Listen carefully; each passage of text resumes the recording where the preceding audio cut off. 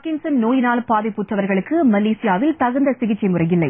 இங்கு பார்க்கின்சன் நோயாளிகளை குணப்படுத்துவதற்கு மருத்துவ நிபுணர்கள் மிக குறைவாக உள்ளனர்.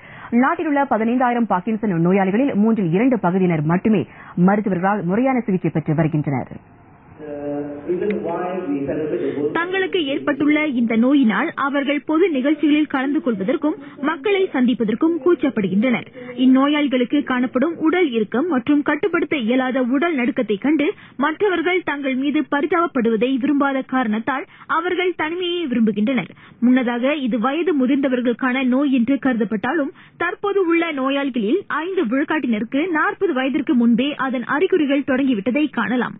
தற்போது நம் நாட்டில் 50 நரம்பியல் நிபுணர்கள் உள்ளதாகவும் அவர்களில் 4 மட்டுமே மிகவும் மோசமான நிலையில் இருக்கும் நோயாளிகளை கவனிக்கும் நிபுணத்துவம் பெற்றவர்கள் என்றும் தனியார் மருத்துவமனை நரம்பியல் நிபுணரான டாக்டர் சியூ நீகாங் கூறினார்.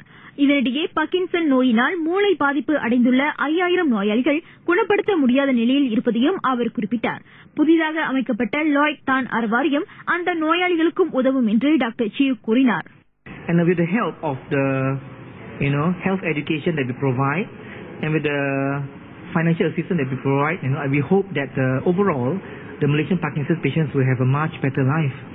அந்த அறவாரிய நிதி பார்க்கின்சன் நோயாளிகளின் புதிய முறையிலான மருத்துவ சிகிச்சைக்கும் மூளை அறுவை சிகிச்சைக்கும் பயன்படுத்தப்படும். இதனிடையே மலேசிய அரசாங்கம் பார்க்கின்சன் நோய் சிகிச்சைக்கு முக்கியத்துவம் அளிக்க வேண்டும் என்று வலியுறுத்தப்படுகிறது. இத்துடன் தமிழ் செய்தி அறிக்கை நிறைவடைகிறது. நன்றி, வணக்கம்.